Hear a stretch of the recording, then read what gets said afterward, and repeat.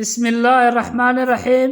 الحمد لله رب العالمين، والصلاة والسلام على أشرف المرسلين سيدنا ومولانا محمد صلى الله عليه وسلم.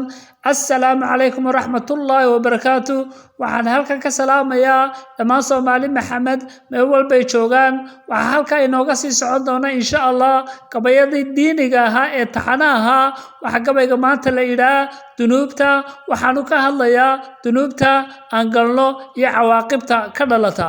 wuxuuna ku bilaabmay insha Allah sidan: dunuubtu naftay dooriyaan qalbigii duugooba tahaad ka sarma xaqo dawdheer ka ridee. dunuubtu cudur da'weyno shaydaan daalacdo doc kasta kugu dabaala macsi dhex dabaalataay. dunuubta doog ma soo baxo roobkii diilaaba daa'im baajiya abaar dalqada ina goysa. dunuubtu kala darano kala door weyne da' kolkaad qaangaadho lagu daawan waxaad door bido diiwaanka lagugu qoriye.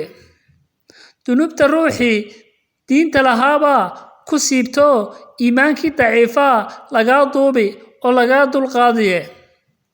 dunuubtu dareemahay dishaa daa'in ku cadhooda naxariis rajee inkastood dambiila tahay.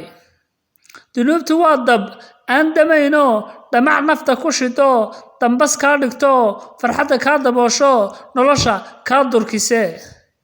dunuubta dadka u diyaara ma doonayaan casrigan dux iyo iimaan dunidu iyo doorsoonto xaqa la diidiye. dunuubtu diirkaaga duq bay ka dhigtaa ka dayrisaa xishoodka xumaan darajada u sarraysa ka gaadhaaye. dunuubtu naftay dayactir la'aan ka yeeshaa iblays kugu soo duulaa la dabaalataa hawada. dunuubta dawadeedu waa dareenka iimaanka dubaaxista jidhka iyo u diirnaxa nafte. dunuub wixii kaa dhacay allaha deeqda weyn u toobad keeno daysamaha oo ha ka daalin ducada una diyaargarow aakhiro. wanaagay naftu kaa diidaa xumahana doontaaye dabin adag ku xidho abidka ha soo dabciin. waad mahadsantihiin dhammaantiin. waxaan leeyahay dunuubta insha Allah aan iska ilaalino. wassalaamu calaykum waraxmatullaahi wabarakaatuh.